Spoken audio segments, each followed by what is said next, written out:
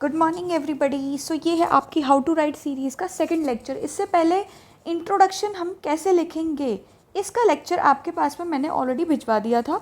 Hopefully आप सबने वो देख लिया होगा और आपको ये चीज़ें समझ में आ रही होंगी धीरे धीरे करके कि इंट्रो एक्चुअल में हम अप्रोच कैसे करेंगे, हम वैरायटी कैसे क्रिएट करेंगे। ठीक है, तो इंट्रो जो था उसकी वीडियो आपके पास आ चुकी है। ठीक है, इसकी PDF कुछ भी नहीं है क्योंकि इसमें जस्ट कुछ एग्जाम्पल्स हैं, कुछ बच्चों के हैंड रिटन एसेज हैं, कुछ इवेल्युएटेड एसेज हैं, कुछ मैंने एक दो अपनी तरफ से सैंपल ढूंढे थे वो हैं, कुछ टॉपर्स के भी हैं, है ना, हर तरीके से चीज़ें हैं इसमें। ठीक है, तो ये आपकी है second video related to the body. ठीक है, body of your essay. Essay की जो बॉडी होती है यही मेन होती है ना। इंट्रोडक्शन कंक्लूजन आप लिख रहे हैं वो आपका अच्छा होना चाहिए, फर्स्ट इंप्रेशन वहीं से जाता है। ठीक है, बट जो मेन कंटेंट है पूरे टॉपिक को जस्टिफाई करने वाला वो किस में आता है, वो आपका बॉडी में आता है। ठीक है, तो बॉडी के कंपोनेंट्स में आज हम क्या क्या देखने वाले हैं कि सबसे पहली बात तो आप पैराग्राफ्स कितने बनाएंगे बॉडी के। एक पैराग्राफ में काफ़ी बच्चे पूरी बॉडी लिखाती हैं, तो वो नहीं करना है आपने। एक पैराग्राफ से पूरा पेज नहीं भर देना है। मैं मान के ये चलती हूँ कि आपके पास अगर 3 पेज हैं तो 3 में से 2 पेज आप बॉडी को ही देने वाले हैं। ठीक है, ये मैं अज्यूम करके यहाँ पे चल रही हूँ। 1.5 to 2 पेज आपका बॉडी में ही जाने वाला है। तो हम ये अज्यूम कर सकते हैं कि उसमें 3 से 4 पैराग्राफ जो हैं आपके, ऑप्टिमम नंबर ऑफ पैराग्राफ्स जो आपके होते हैं उसमें 3-4 पैराग्राफ्स जो हैं वो आपके बॉडी के रहने चाहिए। ठीक है, इतना समझ आया कि कितने पैराग्राफ में डिवाइड करना है, 3 to 4 पैराग्राफ्स में डिवाइड करना है। ठीक है, इसी के साथ साथ उसमें क्या होता है, कुछ कनेक्टिंग पैराग्राफ्स होते हैं। कुछ बच्चे क्या करते हैं, वो कनेक्टिंग पैराग्राफ लिखते हैं 2 से 3 लाइन का, और कुछ बच्चे क्या करते हैं, ट्रांजिशनिंग लाइन लिखते हैं। ट्रांजिशनिंग लाइन का मतलब होता है जब आप अपने इंट्रो से बॉडी में एंटर कर रहे हैं और जब आप बॉडी से कंक्लूजन में एंटर कर रहे हैं। ठीक है, ये किस तरीके से आपने करना है, तो ये मैं आज की इस वीडियो में उतना ज़्यादा नहीं बताने वाली कि हम कनेक्ट कैसे करेंगे। रीज़न बीइंग, कल जो आपकी कंक्लूजन की वीडियो आएगी कंक्लूजन की वीडियो में जब मैं ऐसे के तीनों कंपोनेंट्स एक बार फिर से एक साथ रखूँगी ब्रीफली, उसमें मैं बताऊंगी कि आपस में कनेक्ट किस तरीके से होने हैं। ठीक है, इतना समझ आया, चलो ठीक है। अब इसके बाद हम क्या देखते हैं कि आपकी बॉडी लिखने की अलग अलग अप्रोच क्या होती है। देखो, अलग अलग अप्रोच जैसा तो मतलब यहाँ पे क्या होता है कि 2 या 3 ही तरीके होते हैं आपकी बॉडी लिखने के, तो क्योंकि आपने मेन कंटेंट लिख रहा है तो इसमें बहुत ज़्यादा डाइवर्सिटी नहीं होती है। डाइवर्सिटी इसमें जो होती है वो होती है in terms of value addition, कि आप वैल्यू क्या ऐड कर पाते हैं। ये जो वैल्यू एडिशन वाला फैक्टर है यहाँ पे आती है डाइवर्सिटी। जो मेन कंटेंट होता है आपका उधर उतनी डाइवर्सिटी नहीं आती है ना। अब जो आपका मेन कंटेंट होता है पहले हम उसे देख लेते हैं। उसके 2 तरीके हैं, तरीके इससे भी ज़्यादा होंगे बट आई थिंक वो बाकी के तरीके भी कहीं ना कहीं इन्हीं 2 मेन तरीकों का डेरिवेटिव होगा। ठीक है, इतना है क्लियर। अब वैल्यू एडिशन के लिए बहुत सारे तरीके हैं, वो भी हम देखेंगे। फिर हम कुछ एग्जाम्पल्स देखेंगे। ठीक है, फिर कल हम कंक्लूजन की वीडियो देखेंगे, तीनों कंपोनेंट्स को कनेक्ट करने की वीडियो देखेंगे, और लास्ट में जाके फिर आपका मंडे से आपका जो ऑल्टरनेट राइटिंग प्रोग्राम है दैट विल स्टार्ट। ठीक है, वहाँ से वो शुरू हो जाएगा। चलो देखते चलो। कनेक्टिंग पैराग्राफ मैं कल बताऊंगी जब इकट्ठा लिखवाऊंगी। पहली अप्रोच है आपकी पेस्टल अप्रोच, ये आपको किसी और ने भी बताई होगी। ठीक है, तो पेस्टल क्या होता है, ये एक एक्रोनिम है ना, ये एक एक्रोनिम है अलग अलग डायमेंशंस में। ठीक है, मैं यहाँ पे ले लेती हूँ, अलग अलग डायमेंशंस में हमने सोचना है।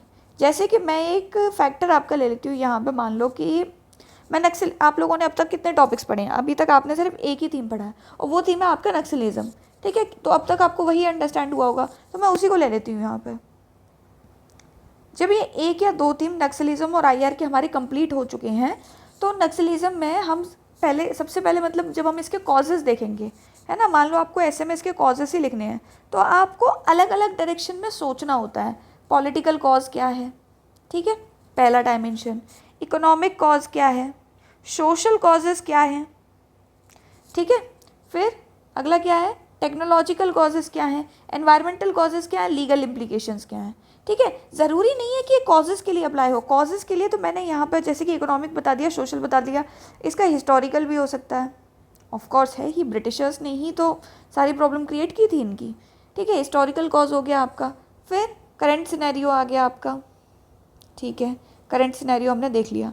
तो अलग अलग हमने 5 डायमेंशंस, 1 2 3 4 डायमेंशंस जो हैं आपके वो हमने देख ली है, ठीक है। तो यही होती है आपकी पेस्टल अप्रोच, लेकिन यहाँ पे इसको PESTEL एक्रोनिम में कहते हैं। P for political implication, E for economic implication, S for social implication and T for technological implication, E for environmental and L for legal. ये आपका एक एक्रोनिम होता है, अलग अलग डायरेक्शंस में, अलग अलग डायमेंशंस में आपको सोचने के लिए जो यूज़फुल होता है, ठीक है। बट ये वेरी भी कर जाता है, जैसे कि अभी मैंने आपको कॉजेज़ का एग्जाम्पल दिखाया, एक एग्जाम्पल मैं आपको यहाँ पे कंसिक्वेंसेस के दिखा देती हूँ, ठीक है। ये मान लो कि आपका क्लाइमेट हो गया है ना, जैसे क्लाइमेट चेंज ही एक टॉपिक है हमारे पास में, क्लाइमेट चेंज ही मैं मान लेती हूँ, ठीक है। तो क्लाइमेट चेंज की बात जब हम कर रहे हैं तो इसको हम अलग अलग डायरेक्शन में कहीं ना कहीं सोचते हैं। कैसे?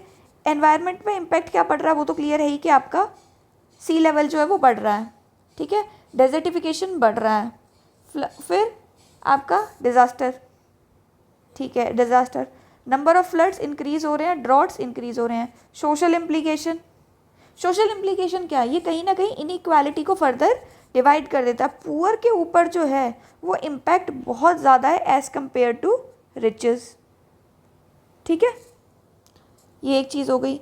फिर अब इसमें हम एक और चीज़ देखेंगे, सोशल इम्प्लीकेशन अब हमने यहाँ पे देख लिया है, अब इसके इकोनॉमिक इम्प्लीकेशंस, ठीक है, इकोनॉमिक कंसिक्वेंसेस क्या हो रहे हैं।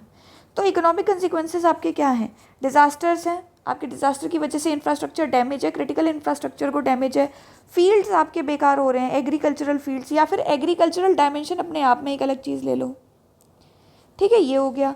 फिर सिक्योरिटी के लिए कैसे एक थ्रेट है, फिर ये विमेन के लिए फर्दर प्रॉब्लम कैसे है ना। अब राजस्थान में जो पानी गैदर करने का काम होता है वो विमेन स्पेसिफिक वर्क है, विमेन को ही वहाँ पे मतलब ये हाउस होल्ड वर्क देखना होता है। तो क्लाइमेट चेंज की वजह से इनके ऊपर क्या इम्पैक्ट है, ठीक है। ऐसे आप अलग अलग डायरेक्शन में सोचोगे, फिर इनको डेप्थ दोगे, इन्हीं को आपने एक्सप्लेनेशन देना है, फिर एग्जाम्पल्स, केस स्टडी और इन सारी चीज़ों के साथ जस्टिफाई करना है। अब समझ आ गया?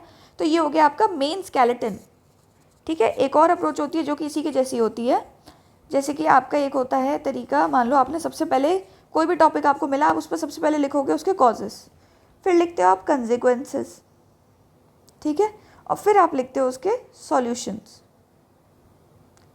ठीक। ये एक तरीका भी होता है, इससे भी आपके 3 to 4 पैराग्राफ्स सीधे सीधे बन जाते हैं, ठीक है।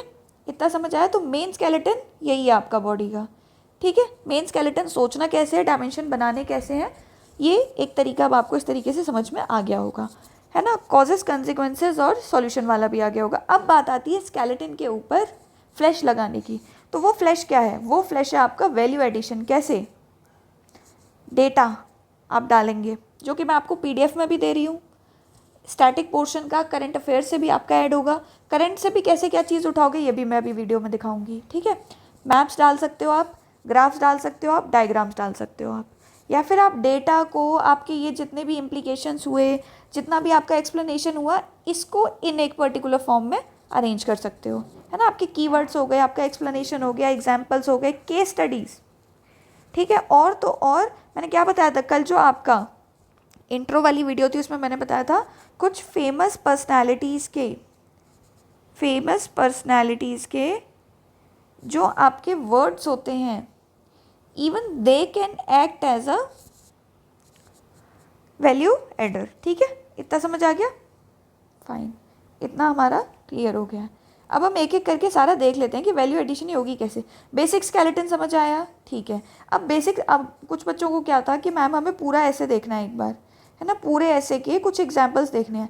कल जब हम कंक्लूजन वाली वीडियो देखेंगे ना, कंक्लूजन वाली, वहाँ पूरा ऐसे देखेंगे, ठीक है। यहाँ मैं जस्ट कुछ एग्जाम्पल्स दिखाऊंगी आपको, है ना। चलो, एक और चीज़ है फ्रॉम टू अप्रोच। ये भी आपकी एक अप्रोच लगती है कि पहले ऐसे था अब ऐसे है, ठीक है। फ्रॉम दिस टू दैट, ये इंट्रो में भी था, हिस्टोरिकल अप्रोच में मैंने बताया था, आज बॉडी में भी ये यूज़ होगा। फिर है आपका last space management and word limit. इसका भी ध्यान रखना है क्योंकि हमारे पास टाइम लिमिटेड है, ठीक है। इतना समझ हुआ है? अब आगे देखो, यहाँ पे ये कुछ वैल्यू एडिशन के एग्जाम्पल्स हैं। जैसे कि यहाँ से मैं देखती हूँ, 3 चीज़ों का ध्यान रखना है हमने। क्या क्या नोटिस करोगे जब मैं कोई भी चीज़ रीड करूँगी ना, तो कीवर्ड्स का ध्यान रखना, क्या कीवर्ड बीच में आ रहे हैं, क्या एक्सप्लेनेशन आ रहा है, क्या एग्जाम्पल्स हमने डाले हैं, और क्या केस स्टडी हमने डाले हैं। तो सबसे पहले हम कीवर्ड्स, एक्सप्लेनेशन और एग्जाम्पल्स को देख लेते हैं। Case study, data, maps, graphs को थोड़ा बाद में देखेंगे, ठीक है। चलो, ये एक पैराग्राफ है आपका बॉडी का ही, ठीक है।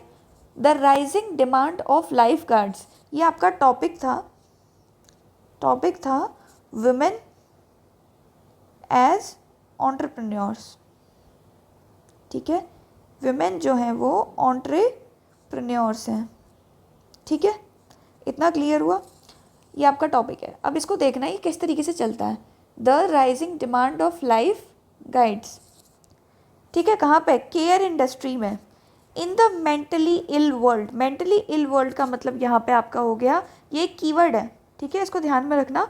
मेंटली इल वर्ल्ड का मतलब यहाँ पे है लोग मेंटल इश्यूज फेस कर रहे हैं, ठीक है, मेंटल इश्यूज फेस कर रहे हैं। Opens opportunities for women as they are believed to be more empathetic, ठीक है। Similarly, in the cosmetic industry, where women can better understand consumer choices. Explanation. Miss Vinita Singh किसकी फाउंडर? शुगर की founder, entrepreneur का ये एक एग्जाम्पल है। Miss Vinita Singh आपकी हो गई, मिस नमिता थापर हो गई, और कौन है? फाल्गुनी ठाकुर है आपकी, किसकी? नायका फैशन की ओनर।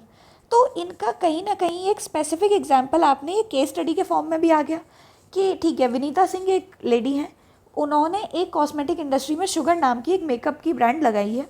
क्यों? क्योंकि women can better understand the consumer choice in this particular field, ठीक है। They are believed to be more empathetic, that is why they are doing better in the field of psychology. They can act as life guides. Explanation भी है, example भी है, case study की तरह भी काम कर रहा है, ठीक है। इस तरीके से इसको देखना है। ये एक एग्जाम्पल था, कल जब हम पूरा कंक्लूड करेंगे ना तब हम बाकी के एग्जाम्पल्स भी देखेंगे, ठीक है। इतना देखा। अब यहाँ पर देखना, इन्होंने भी देखो एक्सप्लेनेशन कितना अच्छे से तरीके दिया है। ये आपका women education for women topic, education for women. देखो, education can make women capable of maintaining thinking independently. She can make choices, realize her potential. Education provides on wide understanding. Furthermore, it makes women independent financially. Without education, women have to be dependent on husband, father, family, which narrows the choices. Explanation देखो कितना अच्छे तरीके से detail में दिया गया है। एक एक इन्होंने भी देखो मल्टीपल डायमेंशंस कवर अप किए हैं। सोसाइटी की प्रॉब्लम क्लियर कवर अप की, पैट्रियार्कल माइंडसेट कवर अप किया, ठीक है। वो भी इन्होंने दिखाया कि किस तरीके से वो फाइनेंशियली इंडिपेंडेंट हो जाएंगी, अगर नहीं होंगी तो फादर और हस्बैंड और फैमिली पे डिपेंडेंट रहेंगी। इन्होंने यहाँ पे एजुकेशन की इम्पोर्टेंस फॉर अ वुमेन को क्लियरली डिस्क्राइब किया है, ठीक है। और देखो, अब ये तो आपका एग्जाम्पल था, ये टॉपिक था आपका qualities of a successful leader, qualities of a leader. अब देखो कुछ बच्चे क्या करेंगे पता है, लीडर की जो क्वालिटीज़ हैं उन्हें थोड़ा थोड़ा मेंशन करके छोड़ देंगे। इन्होंने देखो एक एक क्वालिटी को उठा के ग्रेटनेस, एक्सेप्टेंस, ग्रेटनेस और चेंज, ठीक है, 3 क्वालिटी को किस तरीके से यहाँ पे एक्सप्लेन किया गया है with example, with case study, ठीक है। अब देखते चलना। Acceptance makes a great leader, one does not become great by constant success. To become great, it is necessary to accept defeat, learn from failure, innovate in positive direction, working on shortcomings, make a leader great. पूरा एक quality को पूरा explain किया। अगले में देखना case study डाल के एक्सप्लेन किया है। The greatness of Mahatma Gandhi is clearly enshrined in leadership trait. He himself led the movement at Champaran, Kheda and Dandi march. Leader क्या करता है? लीडर फ्रंट से लीड करता है, आपका हमेशा आगे से, मतलब खुद सबसे आगे रहेगा. When methods such as swadeshi non cooperation failed, he innovated new ideas and forms to register the indifferences to Britishers. ठीक है, another case study, another example and उसका एक्सप्लेनेशन. नेक्स्ट देखो, change is the only constant and with time, innovation becomes a matter of utmost importance.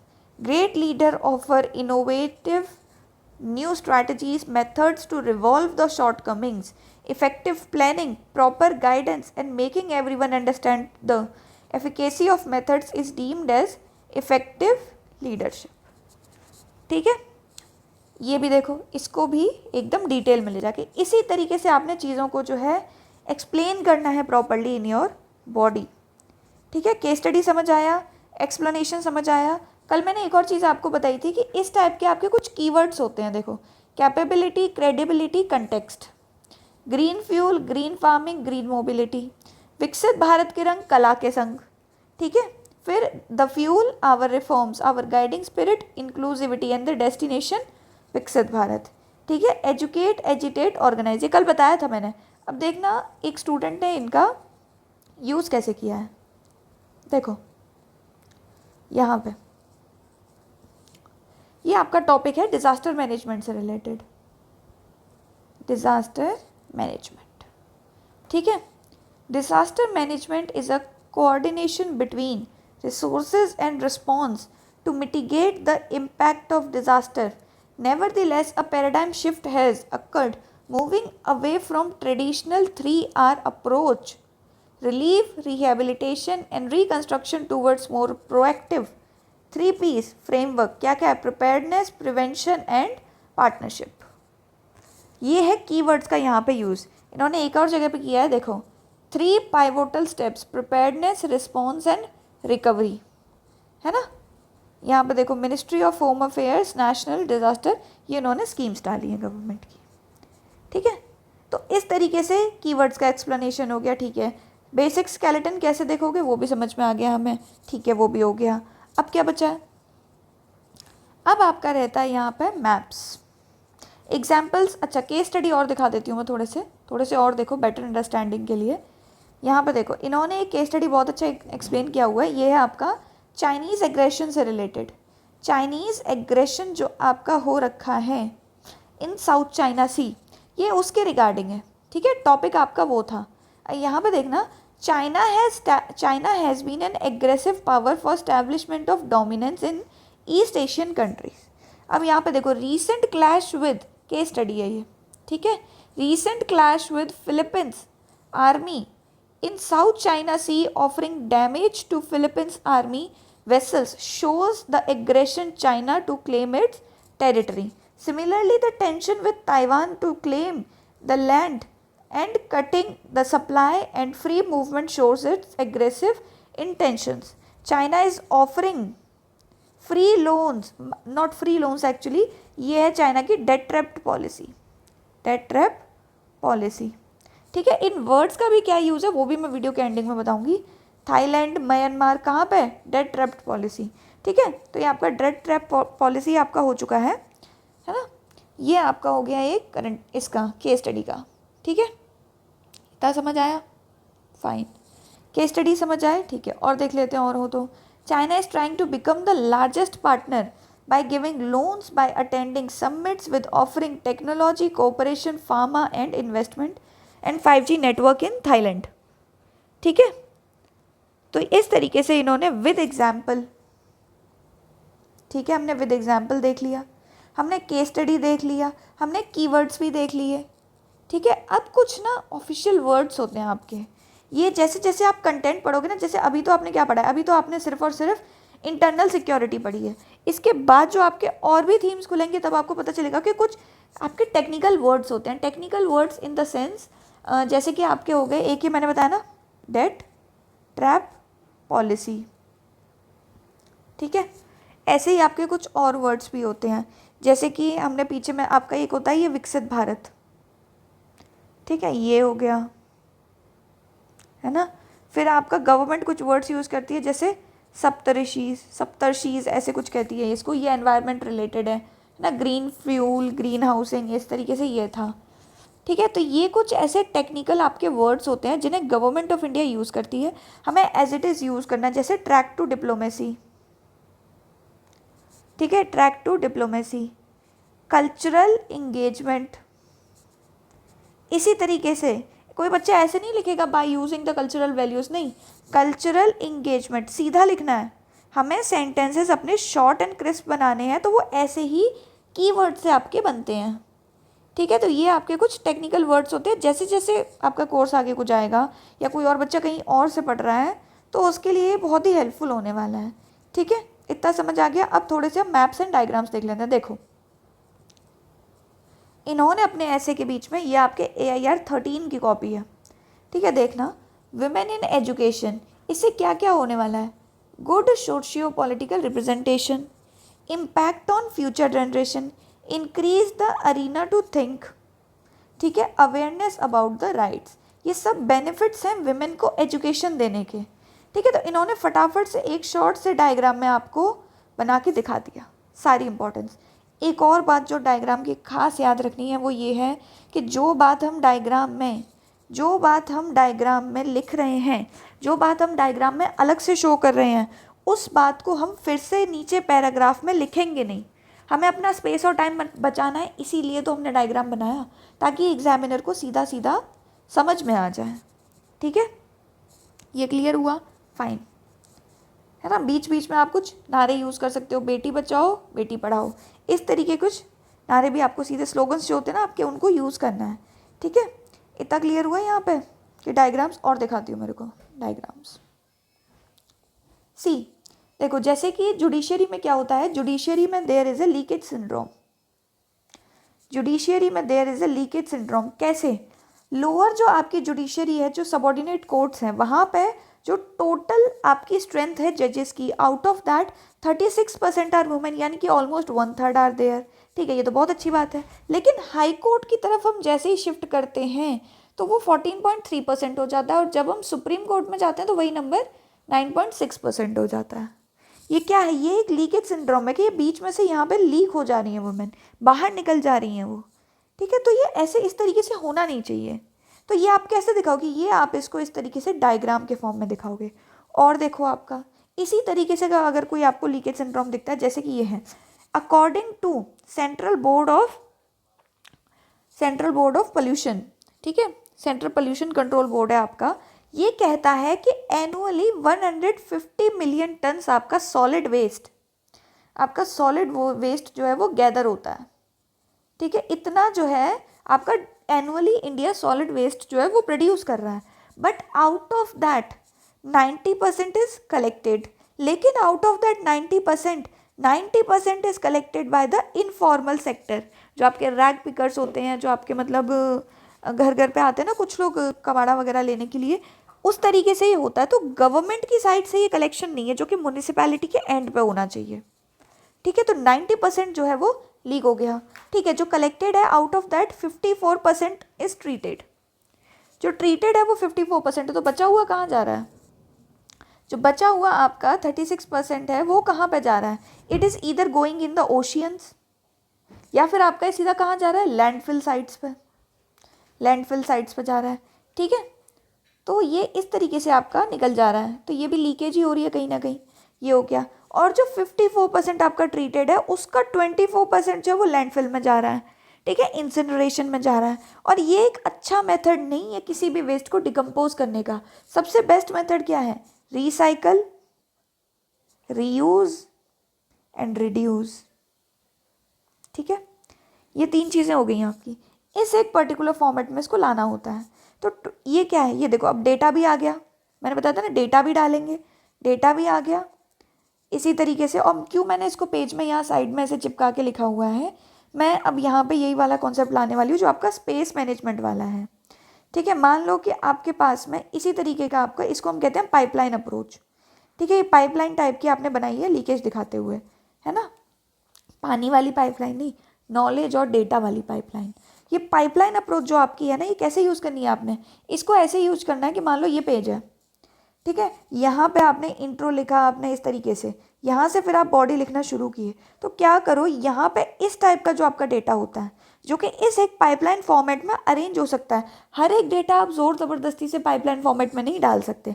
जहाँ आपको ये leakages दिखानी है कि देखो इतना कलेक्ट हुआ, इतना परसेंट, इसका इतना परसेंट ऐसे गया, इसका इतना परसेंट ऐसे गया, जब ये चीज़ दिखानी है तब आप इस अप्रोच को फॉलो करोगे।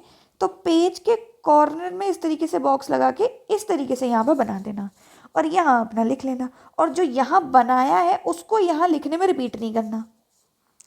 ठीक है, इतना समझ आ गया? फाइन।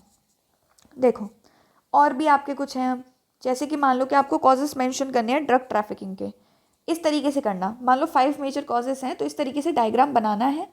फाइनेंशियल गेन एक्सप्लेन करना नहीं भूलना है।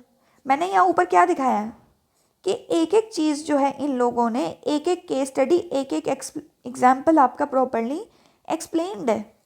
तो देखो फाइनेंशियल गेन के लिए ड्रग ट्रैफिकिंग होती है। क्यों? क्योंकि 900% रिटर्न मिलता है ऑन देयर इनिशियल इन्वेस्टमेंट, इसी से फर्दर फंडिंग होती है। ठीक है, ये आपका ATM है। ड्रग ट्रैफिकिंग आपका ATM है, किसके लिए? अदर ऑर्गेनाइज्ड क्राइम्स के लिए। ठीक है, अदर ऑर्गेनाइज्ड क्राइम्स के लिए दिस इज अ ATM। फिर नेक्स्ट कॉज क्या है आपका?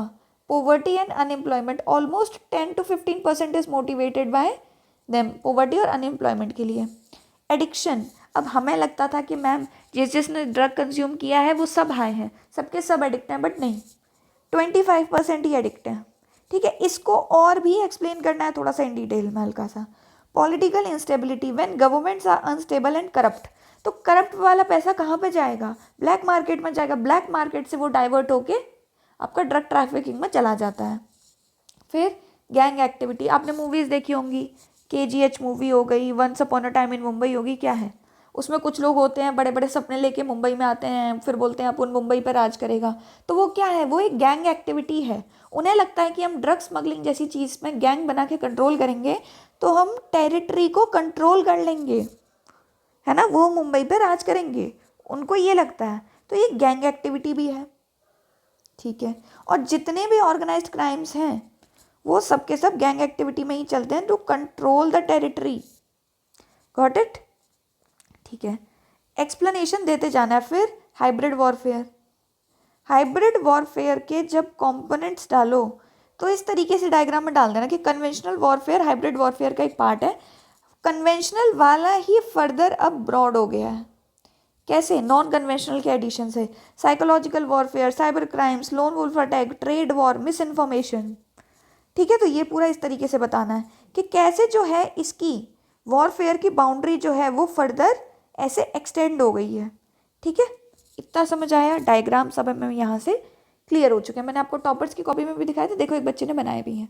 ये देखो इन्होंने क्या बनाया, इन्होंने आपका डिज़ास्टर मैनेजमेंट का जो स्ट्रक्चर है, जो अथॉरिटीज़ का जो स्ट्रक्चर है वो बनाया। देखो PRIs एंड आपका अर्बन लोकल बॉडीज़, उसके ऊपर आती है district management authority, state management authority and national disaster management authority. ठीक है, तो इस तरीके से इन्होंने एक हायरार्की को भी शो किया हुआ है। हर जगह नहीं बन सकता। ठीक है, और एक और बात जो ध्यान में रखनी है, किसी भी ऐसे में मैक्स टू मैक्स 2 डायग्राम बनाओगे, इससे ज़्यादा नहीं बनाओगे, क्योंकि ऐसे लिखना है आपने। ऐसे में डायग्राम वैल्यू एडिशन के लिए है, पूरे ऐसे को ही डायग्राम नहीं बना डालना है वहाँ पे, है ना। तो मैक्स टू मैक्स हम 2 ही डायग्राम डालेंगे। Got it?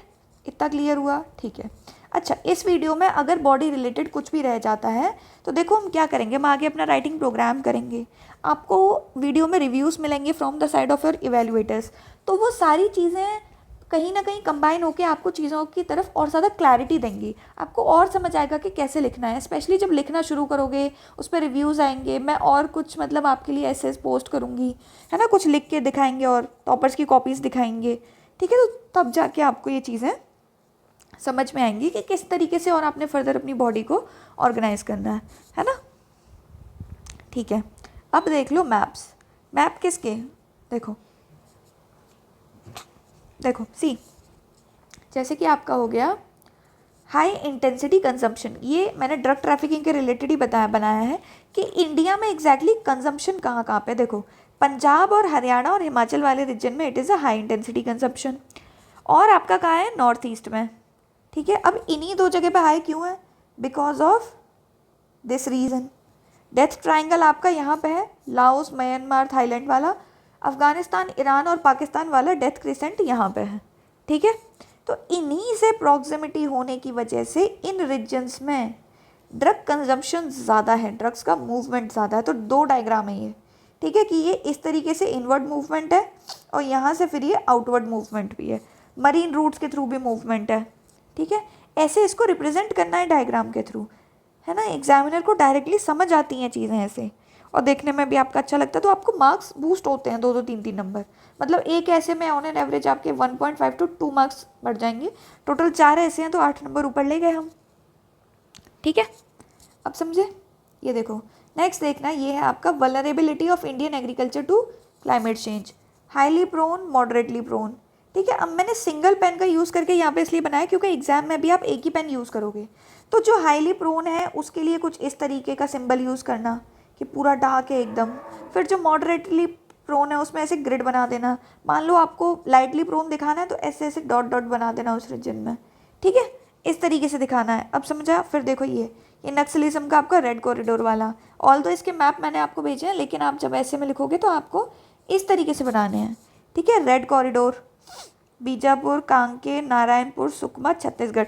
एक्सप्लेन ज़रूर कर देना है, बिना एक्सप्लेन किए नहीं छोड़ना है, ठीक है। गढ़चिरौली, यहाँ पे एक्सप्लेनेशन के नाम पे क्या है, कौन से प्रोमिनेंट डिस्ट्रिक्ट्स है जहाँ पे अभी भी बहुत ज़्यादा है, जैसे महाराष्ट्र में गढ़चिरौली। फिर नीचे हमने बताया टोटल 18 डिस्ट्रिक्ट्स, देखो डेटा भी कवर हो रहा है, data, case study, map, diagram, सब कुछ, ठीक है। बीजापुर, कांकेर, नारायणपुर, सुकमा, छत्तीसगढ़, ठीक है। तो ये आपका रेड कॉरिडोर वाला रीजन हो गया। इस तरीके से हमने मैप की यूजेज सीख ली। डायग्राम का और देख लो, जैसे कि आपकी उन्नति स्कीम थी। अब मान लो कि आपने सॉल्यूशन लिखने हैं, ठीक है। अब तक हमने कॉजेज वाला देख लिया, हमने कंसिक्वेंसेस देख लिया, लेकिन हमने सॉल्यूशन वाला एक एग्जाम्पल नहीं देखा डायग्राम में। उन्नति स्कीम है for your north eastern region के डेवलपमेंट के लिए। क्या है इसके मोटिव्स है, इंक्लूसिव ग्रोथ, एक्सप्लेन ज़रूर कर देना, to elevate the infrastructure, fostering resilience, economic growth, financial incentives और ट्रांसपेरेंट प्रोसेस। छोटा सा है ये, छोटे से स्पेस में इसको बना देना है। एक्सप्लेन भी कर देना है ब्रैकेट डाल के, मैंने यहाँ पे छोटा एक्सप्लेन किया है, आप 1-2 लाइन में थोड़ा थोड़ा डाल के एक्सप्लेन कर देना। और अगर जो चीज़ आपने मान लो यहाँ डायग्राम के थ्रू एक्सप्लेन नहीं कर पाई है, उसको ऐसे में पैराग्राफ में एक्सप्लेन कर देना है, ठीक है। इतना समझ आया वैल्यू एडिशन वाला पॉइंट, ओके फाइन। अब हम थोड़ा न्यूज़पेपर से कीवर्ड्स की तरफ देखते हैं, है ना। चलो सी, अब यहाँ पे इन्होंने बोला है the transformation of girls education. देखो अब लैंग्वेज और कीवर्ड्स, यहाँ पे देखना सबसे पहली लाइन, ऐसी चीज़ें आपने न्यूज़पेपर से उठानी है। In a country where phrase, बेटी पढ़ेगी तो क्या करेगी, what will a daughter do if she studies, once echoed through homes and villages, India has undergone a powerful transformation in girls' education over the past decade। ऐसी चीज़ें जब मिल जाए ना न्यूज़पेपर में, तो इसको एज इट इज़ अपने notes में नोट डाउन कर लेना है। जहाँ पे भी मैं विमेन वाला टॉपिक पढ़ाऊँगी, है ना, गर्ल्स एजुकेशन जहाँ पे पढ़ाऊँगी, as it is note down कर लेना है। और इन्होंने भी देखो वही अप्रोच लगाई है, once echoed through homes and villages, India has undergone a powerful transformation in girls' education over the past decade। Got it? ठीक है, एज इट इज़ इसको नोट डाउन कर लेना है लैंग्वेज के टर्म्स में, ठीक है। फिर इसके अलावा यहाँ पे है this anecdote underscores a larger truth, good intentions must be backed by accountability, leadership, policy. याद रखनी है ये कीवर्ड्स, अकाउंटेबिलिटी, लीडरशिप, पॉलिसी, ठीक है। This transformation is not just about more girls in the classroom, it's about shifting the very foundation of Indian society, its health, economy, demography by empowering its daughters with the most effective tool of change। वो क्या है, education. नीचे एक topic दिखाया था आपको एक student का लिखा हुआ, एजुकेशन की importance in a women's life, as it is मिल गया यहीं से। एज इट इज़ इन चीज़ों को ना थोड़ा थोड़ा नोट डाउन कर लेना। इनके जो ये सेंटेंसेस होते हैं ना, ये बहुत ही अच्छे तरीके से फ्रेम्ड होते हैं, देखो, है ना। It is not just about bringing more number of girls in the classroom, it is about the shifting the very foundation of Indian society and economy, ठीक है। इसी टाइप से जब लिखोगे ना बहुत मार्क्स बूस्ट होंगे, ठीक है। अगर नहीं लिख पा रहे हो तो कोई बात ही नहीं है, बच्चे फिर भी पास होते हैं, बच्चे फिर भी मेरिट लिस्ट में आते हैं। पेपर 2 को लेके बच्चे ज़्यादा सीरियस होते ही नहीं हैं, ठीक है। बट जो हैं इट इज़ फॉर देम, ठीक है। समझ आया कैसे यहाँ से उठाना है। अब देखो यहाँ पर देखना, देखो अब हम यहाँ पे देखते हैं इस टाइप की कुछ चीज़ें, फ्रॉम कोऑर्डिनेशन टू कमांड, ठीक है। The year of reform transformation for the future, ठीक है। और क्या है, कमांड कंट्रोल एंड डिसिप्लिन, है ना। ये ऐसी बहुत सारी चीज़ें हैं आपकी छोटी मोटी, ये आपके छोटे छोटे कीवर्ड्स होते हैं, है ना। इनको नोट डाउन कर लेना और जब वहाँ पे लिखोगे तो कैसे, कंक्लूजन में लिख देना फ्रॉम, इसी तरीके से कोऑर्डिनेशन, एरो लगाया पाइपलाइन फॉर्मेट में, एंड टू कमांड, ठीक है। बहुत मार्क्स बूस्ट होंगे। फिर कमांड कंट्रोल एंड डिसिप्लिन, ठीक है। फिर इसमें आपको कुछ अच्छे एग्जाम्पल्स भी मिल जाएंगी, आज ही के न्यूज़पेपर में सर ने आपका डाला था, है ना। इसी तरीके से चीज़ें चेंज होती हैं। और देखो, with the paradigm shift in how global wars are being fought, India faces immense challenges from its adversaries. AI, automation, drones, cheap precision weapons have lowered the cost of force yet have heightened the risk of operation। देखो ये line as it has lowered the cost of force, lowered the force, जो आपकी cost है उसको down कैसे किया है। पहले एक एक आपका सोल्जर लगता था, है ना, एक ऑफिसर्स लगते थे, बहुत सारे मैन पावर बहुत लगती थी आपकी, ठीक है। तो मैन पावर की मेंटेनेंस के लिए कॉस्ट बहुत लगती थी। अब टेक्नोलॉजी आ गई है, टेक्नोलॉजी आपकी आ गई है तो कॉस्ट को जो है कम करवा दिया है। मैंने ड्रोन्स वाले टॉपिक में पढ़ाया था आपको कि कॉस्ट किस तरीके से ड्रोन्स जो होते हैं वो कॉस्ट इफेक्टिव होते हैं। अब जब हम साइंस एंड टेक पढ़ेंगे ना आगे, तो उसमें हम AI पढ़ेंगे, अदर टेक्नोलॉजी पढ़ेंगे, वो कैसे कॉस्ट इफेक्टिव है, कितना कॉस्ट कट कर रही है, कितना परसेंटेज से सब कुछ बच रहा है, ये सारी चीज़ें भी वहाँ पे हम देखेंगे। लेकिन ऐसी लाइंस को ज़रूर याद रखना है आपने, lower the cost of force yet have heightened the risk of operation, ठीक है। इसी तरीके से reforms must now advance at all speed and scale that match the operational needs of the armed forces, ठीक है। थिएटर कमांड के ऊपर ही आपका है। The changing battle field, emerging, एक और होता है ना, एक और होता है आपका इमर्जिंग फिफ्थ बैटल ग्राउंड। कौन सा है ये, कौन सा है ये, स्पेस तो आपका फोर्थ है, जो हवा में स्पेस है वो, ये साइबर स्पेस है ना, फिफ्थ बैटल ग्राउंड, ठीक है। इस तरीके से चीज़ों को कनेक्ट करते रहना। अब आप लोग ब्रेनस्टॉर्म कैसे करेंगे, आप डायमेंशंस कैसे निकालेंगे, ये सारी चीज़ें मैं अपकमिंग सेशंस जो आपके होंगे related to your brainstorming and, और उसके अलावा भी कुछ सेशंस होंगे, कल हम कंक्लूजन में पूरा ऐसे देखेंगे, कनेक्ट करके देखेंगे। Then you people will get to know कि किस तरीके से चीज़ों को अब जो है आपने फर्दर डील करना है, ठीक है। तो ये वीडियो यहीं पे एंड होती है, मिलते हैं अब हम कल की कंक्लूजन वाली वीडियो में। होपफुली आपको सब समझ आ गया होगा। अब हम धीरे धीरे करके करंट अफेयर्स पे भी जाने वाले हैं, ठीक है। Thank you so much.